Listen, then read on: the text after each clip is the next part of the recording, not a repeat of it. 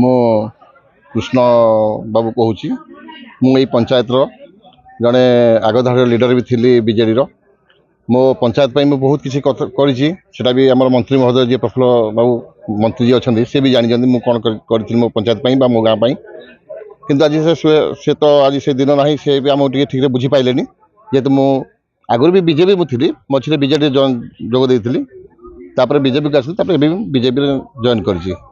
ତେଣୁ ମୁଁ ଆଜି ପ୍ରଧାନମନ୍ତ୍ରୀ ନରେନ୍ଦ୍ର ମୋଦିଙ୍କ ଅନୁପ୍ରାଣିତ ହୋଇ ତାଙ୍କର କାର୍ଯ୍ୟଧାରାରେ ଅନୁପ୍ରାଣିତ ହୋଇ ଆଜି ବିଜେପିରେ ଯୋଗ ଦେଇଛି।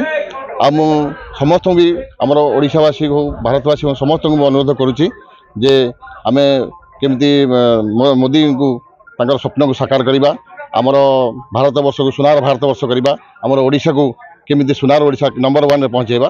ସେଥିପାଇଁ ମୁଁ ସମସ୍ତଙ୍କୁ ଅନୁରୋଧ କରୁଛି ଯେ ସମସ୍ତେ ପଦ୍ମ ଚିହ୍ନରେ ଭୋଟ ଦେବେ।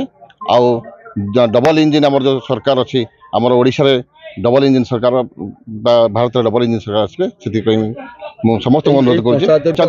ହଁ, ଏଇ ବିଜେପି କେତେ ଭୋଟର ବନେଇବ ଆଶା? ମୁଁ ତ କହୁଛି ଗତ ଇଲେକ୍ସନରେ ଯେହେତୁ ଆମେ ବିଜେଡି ଲାଇନରେ ଥିଲୁ, ବିଜେଡିର ନେତୃତ୍ୱ ନେଇଥିଲୁ, ଆମେ ଗତ ଇଲେକ୍ସନରେ 2000+ ଭୋଟରେ ଆମେ ଅଧିକା ଥିଲୁ।